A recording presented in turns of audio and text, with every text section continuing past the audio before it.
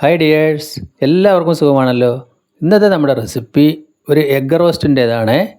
Video ഇഷ്ടപ്പെട്ട് കഴിഞ്ഞാൽ ഒന്ന് ലൈക്ക് ചെയ്യണേ. അതായത് ഒരു സ്പെഷ്യൽ ചേരുവ ചേർത്തുള്ള ഒരു എഗ് റോസ്റ്റാണ്.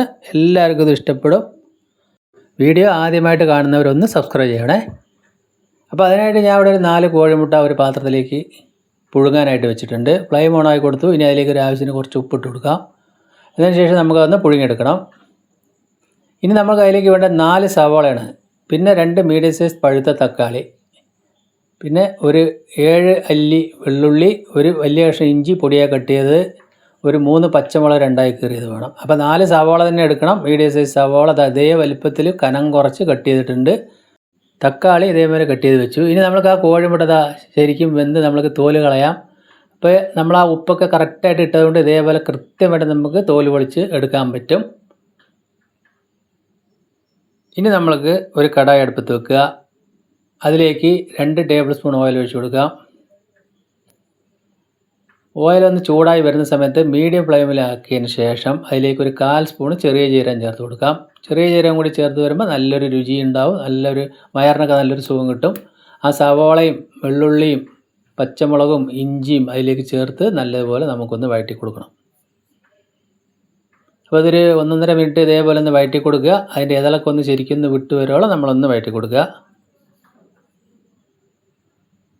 അപ്പോൾ എന്തായാലും നിങ്ങൾ ഇതേപോലെ ഒന്ന് മുട്ട റോസ്റ്റ് ഉണ്ടാക്കി നോക്കുക. എല്ലാവരും ഇത് ഇഷ്ടപ്പെട്ട് കഴിച്ചോളും. ഇനി അതിലേക്ക് ആവശ്യത്തിന് കുറച്ച് ഉപ്പ് കൂടി ഇപ്പോൾ ചേർത്ത് കൊടുത്തിട്ടുണ്ട്. അതുകൂടി ചേർത്ത് ഒന്നുകൂടി വഴറ്റി കൊടുക്കുക. ഈ ഒരു കണ്ടീഷൻ ആവണം. നമ്മൾ ഇതളെല്ലാം ഒന്ന് വിട്ട് ഒരുവിധം ഒന്ന് വഴന്ന് വരുന്ന സമയത്ത് നമ്മൾക്ക് തക്കാളി ചേർത്ത് കൊടുക്കാം. തക്കാളി ചേർത്ത് അതേപോലെ തന്നെ 1-1.5 മിനിറ്റ് കൂടി അത് വഴറ്റി കൊടുക്കുക. ഒരുവിധം നന്നായിട്ട് വഴന്ന് വരട്ടെ. ശരിക്കും ഒന്ന് വഴന്ന് വരാൻ വേണ്ടി നമ്മളത് 2 മിനിറ്റ് ഒന്ന് അടച്ചു വെച്ച് കൊടുക്കാം. 2 മിനിറ്റ് നമ്മൾ അടച്ചു വെച്ചുള്ളൂ. ഒന്നുകൂടി ശരിക്കും ഇതേപോലെ കിട്ടിയിട്ടുണ്ട്. അപ്പോൾ ഇത്ര മാത്രം വഴന്ന് വന്നാൽ മതി. നമ്മൾ മുട്ട റോസ്റ്റ് ആയതുകൊണ്ട് തന്നെ സവാളയൊക്കെ ശരിക്കും ഇത് കടിക്കാനൊക്കെ കിട്ടണം. ഇനി അതിലേക്ക് 1/2 സ്പൂൺ മുളക് പൊടി, 1/4 സ്പൂൺ മഞ്ഞൾപ്പൊടി, 1/4 സ്പൂൺ ഗരം മസാല, പിന്നെ ഒരു 1/2 സ്പൂൺ അളവിൽ ചിക്കൻ മസാലപ്പൊടിയാണ്. അപ്പോൾ ഇത് ചേർത്ത് എന്തായാലും ചെയ്ത് നോക്കുക. കുട്ടികൾക്കൊക്കെ നല്ല ഇഷ്ടപ്പെടും. ആ ചിക്കൻ്റെ ഒരു മണമൊക്കെ നന്നായിട്ട് ഇഷ്ടപ്പെടും. നല്ലപോലെ ഒന്ന് മിക്സ് ചെയ്തതിന് ശേഷം അതിലേക്കൊരു 1/2 ഗ്ലാസ് അളവിൽ വെള്ളം ഒഴിച്ചു കൊടുക്കുക. അപ്പോൾ നമ്മൾ ചൂട് വെള്ളം ഒഴിച്ചു കൊടുത്താൽ മതി, അല്ലെങ്കിൽ തിളപ്പിച്ചാറിയ വെള്ളമായാലും അത് ഒഴിച്ചു കൊടുക്കുക. എന്നതിന് ശേഷം നമ്മൾ ഒന്നുകൂടി അടച്ചു വയ്ക്കുക. ഒരു 2-3 മിനിറ്റും കൂടി അടച്ചു വയ്ക്കുക. ഒരുപാട് അങ്ങോട്ട് വെള്ളം വറ്റണ്ട, ആ മസാലയൊക്കെ ഒന്ന് വെന്ത് വരാൻ വേണ്ടിയിട്ടാണ്. അപ്പോൾ ഇതേപോലെ കിട്ടും. ഇനി അതിലേക്ക് ഒരു 1/2 സ്പൂൺ കുരുമുളക് പൊടി കൂടി ചേർക്കുക.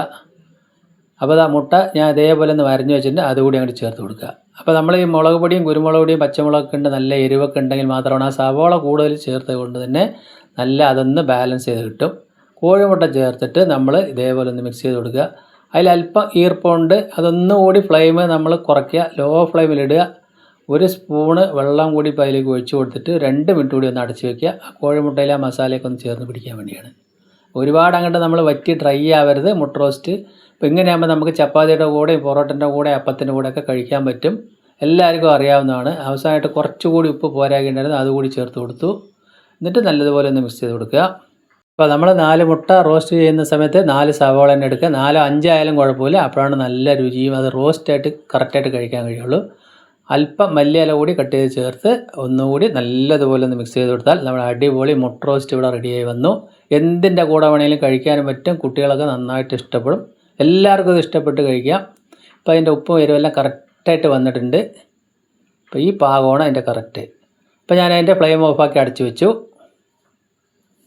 ഇനി നമ്മൾക്കതൊന്ന് വേറെ പ്ലേറ്റിലേക്ക് ഞാൻ പകർത്തി കാണിച്ചു തരാം.